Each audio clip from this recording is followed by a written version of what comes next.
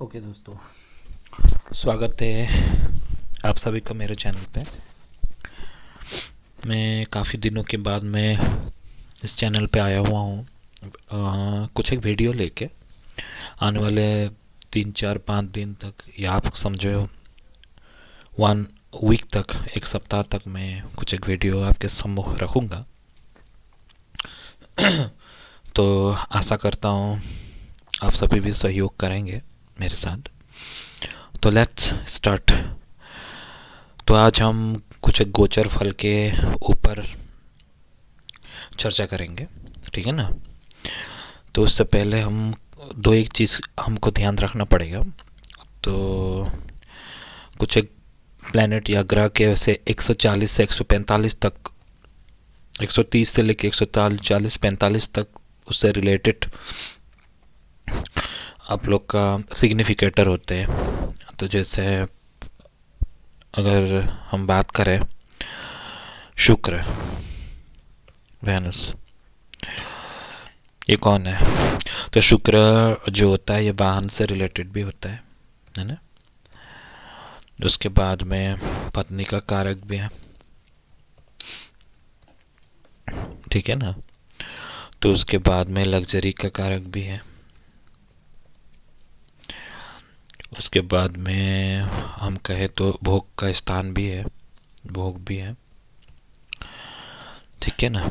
जैसे मून और चंद्र अगर इकट्ठे हो जाए, सॉरी मून और शुक्र अगर इकट्ठे हो जाए, आप समझ लो मून के साथ अगर शुक्र आ जाए, वेनस, तो इसको हम स्वीट योगा बोलते हैं। स्वीट, ठीक है ना।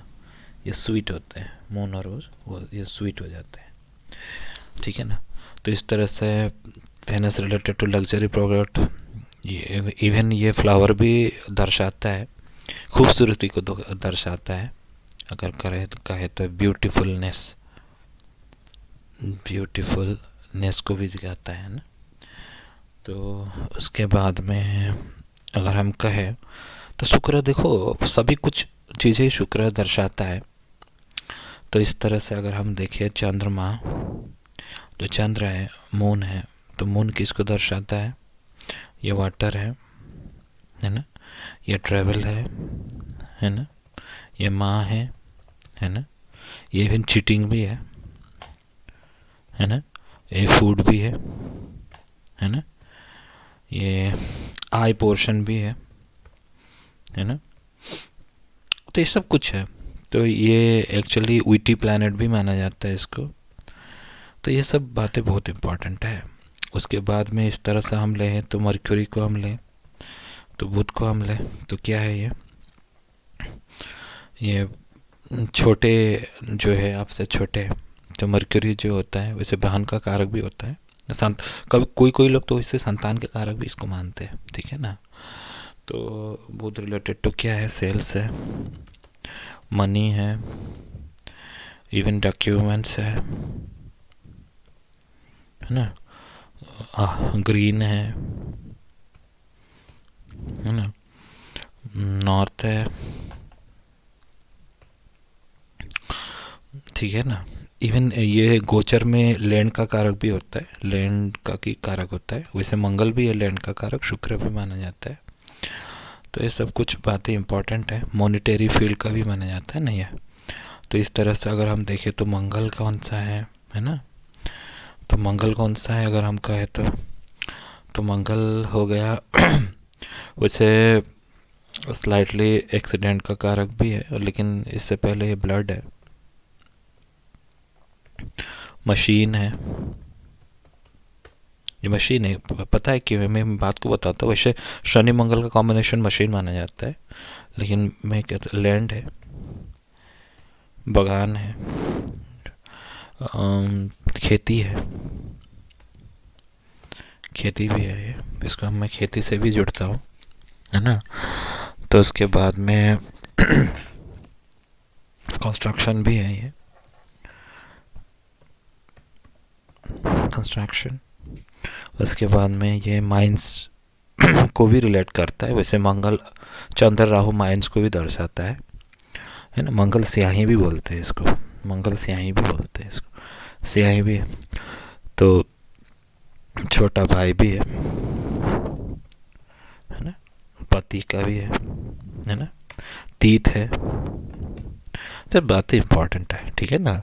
तो इस तरह से हम गोचर फल को देखेंगे, मतलब एक के साथ दूसरा कैसे करके रिलेट करता है, ठीक है। तो हम यहाँ पे एक डेट ऑफ बर्थ में आ जाते हैं। फरवरी न, फरवरी तो नहीं, आज फरवरी 8 को है। नवंबर 7 1985। टाइम अगर हम ले तो इस तरह से ले, इस बस के 15 मिनट जितना कर ले। प्लेस ऑफ बात आप समझ लो दिल्ली ही सही, ठीक है ना। तो हाँ दिल्ली, तो ये है उनका प्लैनेट, ठीक है। तो अभी हम क्या करेंगे, और एक पेज ओपन कर लेंगे जगन्नाथ होरा का ही, और एक प्लेट हम ओपन कर लेंगे जी होरा का, जगन्नाथ होरा का, जे होरा का। तो इसमें हम क्या लेंगे, इसमें हम लेंगे ट्रांजिट का, ठीक है ना। तो इसको हमको क्या करना है, ट्रांजिट में को इन्होंने बाइक खरीदा था, कब कब खरीदा था, 12 दिसंबर, नहीं दिसंबर 18 को, नट 12 को 2012, है ना। दिसंबर 2012, कितना का टाइम था, वही है दोपहर को, शायद वही है कि 1:30 बजे के करीबन, है ना। सो ट्रांजिट उस दिन का ये ट्रांजिट है, ठीक है। तो इन्होंने बाइक खरीदा है, ठीक है ना। अब हम क्या करेंगे, अभी हमको क्या करना है, हम दो चीज़ों में जाएंगे। सबसे पहले है जो पहले का गोचर था, पहले का जो नक्षत्र था, इसको हम जाएंगे, उसको हम चेक करेंगे, दोनों को हम कंपेयर करेंगे एक दूसरे के साथ में।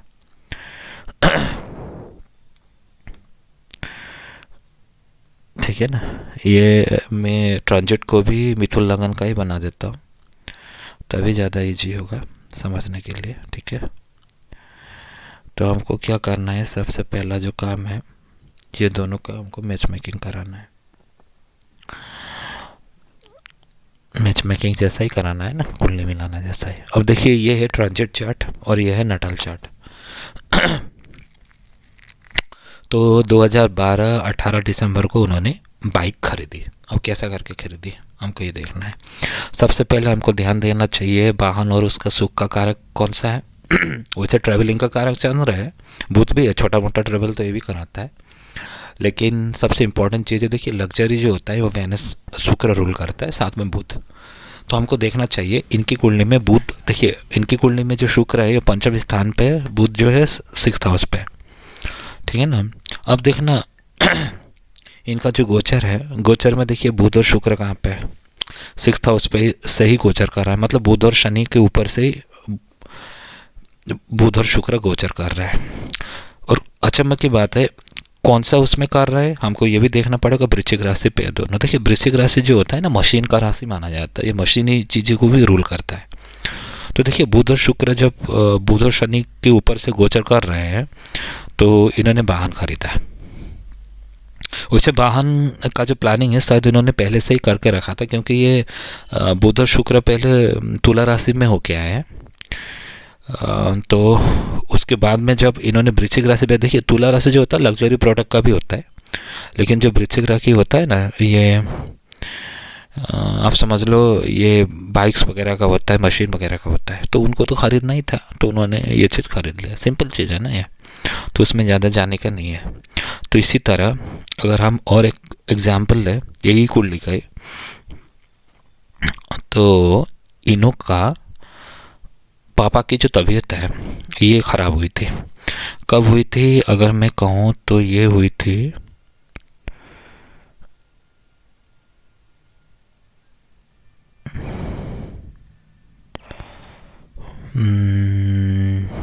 ठीक है। तो अभी इनों के पापा का जो तबीयत ख़राब हुआ था, ये हुआ था अगस्त 26 को था ना, 26 2012 को ही, 2012 को ही था, ठीक है। हाँ, ये टाइम उतना मैटर नहीं करता, फिर भी सुबह का ले लेते हैं। जो अगर जो प्लेस ऑफ बर्थ है तो दिल्ली का ही है, प्लेस ऑफ ट्रांजिट का ही है, दिल्ली का ही है। ये देखिए अभी, ठीक है। तो हमको क्या करना है, सबसे इम्पोर्टेंट चीज़ इसको भी लाना है, साथ में इसको भी मैच करना है, दोनों को साथ साथ मैच करना है। ये इनकी लगन कुंडली हो गई, इनकी गोचर कुंडली हो गई,